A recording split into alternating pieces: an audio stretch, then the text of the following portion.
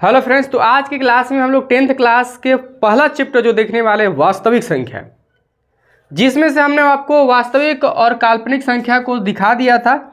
बस परिमेय और अपरिमेय संख्या रह गया था, यानी कि वास्तविक संख्या के दो भाग, एक बेटा और एक बेटी, परिमेय और अपरिमेय, परिमेय संख्या और अपरिमेय संख्या, इस दोनों को देखेंगे और हम सीधा चैप्टर की ओर आगे बढ़ेंगे। उससे पहले आपको बता दें कि आज की क्लास में आप देख रहे होंगे कि लाइट का जो समस्या था पिछले क्लास में, उससे थोड़ा तो बेहतर दिख रहा होगा, जहां तक मुझे उम्मीद है, क्योंकि थोड़ा बहुत सेटअप ठीक ठाक किया गया है। तो आइए थोड़ा सा समझते हैं इसमें क्या क्या पॉइंट होते हैं और इसमें क्या क्या पॉइंट होते हैं। हम इसको देख लेंगे तो हमारा क्लियर हो जाएगा। परिमेय संख्या कहता है कि P/Q के रूप में होना चाहिए, या हम P/Q के रूप में व्यक्त कर सकते हैं, फिर भी हम कहेंगे परिमेय संख्या। बट Q = नॉट 0, यानी Q बराबर 0 नहीं होना चाहिए। और ये कहता है कि P/Q के रूप में न हो। ठीक है। दूसरा कंडीशन कहता है कि सबसे पहले अगर बात करी जाए तो मान के चलो, अगर जो रूट से बाहर आ जाता है, जैसे कि 25 है, क्या है 25, अगर √25 है तो ये बाहर आएगा 5, तो ये परिमेय संख्या होगा। और ये कहता है कि रूट के अंदर कोई भी अभाज्य संख्या को रख दो तो वो अपरिमेय हो जाएगा। क्या हो जाएगा? अपरिमेय हो जाएगा। आगे फिर कहता है कि जरूरी नहीं कि सिर्फ बाहर आए। पहले हम अगर मान लो हमने लिख दिया 50 और बटे में 72, हमने क्या लिख दिया 50 बटे में 72। अब तो ये बाहर आएगा नहीं, तो क्या ये सर अपरिमेय हो गया? तो नहीं दोस्त, सबसे पहले हम इसको कटा देंगे। तो इसको कटाओगे 25 दूनी 50, इसको 36 दूनी 72, तो अंडर रूट में अब बचा 25 बटा में 36। अब ये बाहर आ जाएगा, 25 का 5 आएगा और 36 के 6 आ जाएगा, तो ये रूट से बाहर आ गया। तो ये क्या हो गया? परिमेय संख्या। ठीक है। और इसमें कहता है कि निकलना ही नहीं चाहिए, बटा में हो चाहे कुछ भी हो, जैसे रूट में 3 और बटा में 5, ये अपरिमेय संख्या। ठीक है।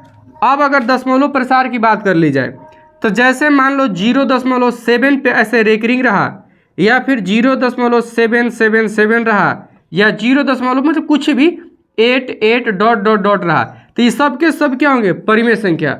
और इस रेकरिंग को दर्शाने के लिए यहाँ पर एक दूसरा फॉर्मेट है, जैसे 0.9, अगर यहाँ बिंदु दे दिया तो इसको समझना रेकरिंग। ठीक है। इसमें अगर बात करी जाए तो इसमें क्या होता है, जैसे इसमें रिपीट कर गया, संख्या क्या किया यहाँ रिपीट कर गया, तो रिपीट यहाँ नहीं करेगा। 0.1 0 1 1 0 1 1 1 0 1 1 1 1। अब बताओ कि ये संख्या रिपीट करा क्या? लेकिन ये खत्म नहीं होगा, यहाँ भी अनंत जाएगा, और देखो यहाँ भी अनंत ही जा रहा है, लेकिन संख्या बार बार 8 आ रहा है। क्या आ रहा है? बार बार 8 आ रहा है। रेकरिंग का मतलब बार बार 7 आएगा, 9 पे रेकरिंग मतलब कि बार बार 9 आएगा। लेकिन यहाँ पर क्या होगा कि यहाँ पर ये आएगा, आगे कुछ ना कुछ तो संख्या आएगा। डॉट का मतलब है कि आएगा, खत्म नहीं हुआ है, लेकिन क्या आएगा इसका कोनो गारंटी ये नहीं है, यानी इधर से रिपीट नहीं होगा। देखो यहाँ पर 1 है, यहाँ 2 हो गया, यहाँ 3 1 हो गया, यहाँ 4 1 हो गया, आगे मतलब कि जरूर 5 1 होगा। तो क्या संख्या रिपीट किया? क्या नहीं। दूसरा संख्या ऐसे भी लिख सकते हो कि 0.202202220000, मतलब कुछ भी लिख दो ना, यहाँ 2 लिखो, है ना। रिपीट नहीं करेगा तो क्या होगा? अपरिमेय संख्या। और सबसे इंपॉर्टेंट चीज कि ये पाई एक अपरिमेय संख्या है। क्या है? क्योंकि यही क्वेश्चन करता है।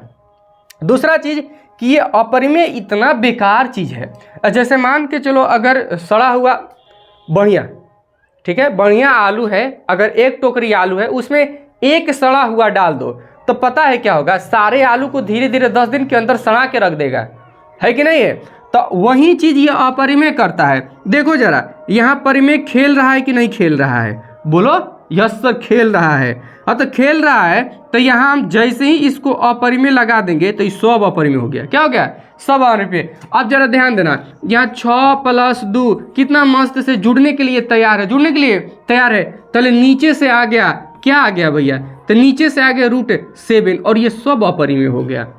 कहने का मतलब है कि अपरिमेय संख्या किसी के साथ जुड़ जाए, किसी के साथ घट जाए, किसी के साथ गुणा हो जाए, किसी के साथ भागा हो जाए, उसको अपरिमेय बना देगा। क्या बना देगा?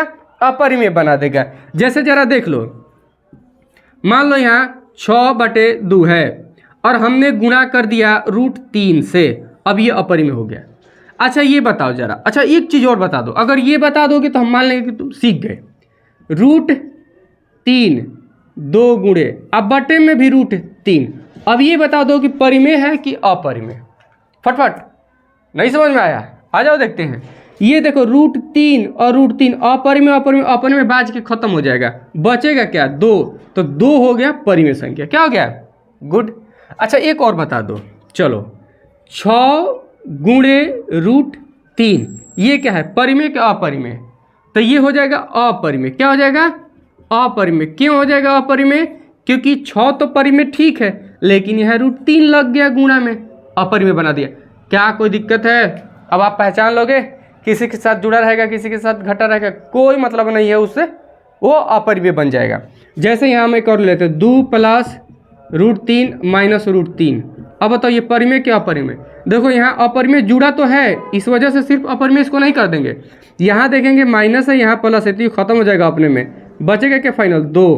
तो ये क्या हो जाएगा? परिमेय संख्या। तो देखना भी है कि कटेगा, घटेगा या फिर क्या होगा, उसके बाद बताना है कि परिमेय होगा कि अपरिमेय। कोई दिक्कत?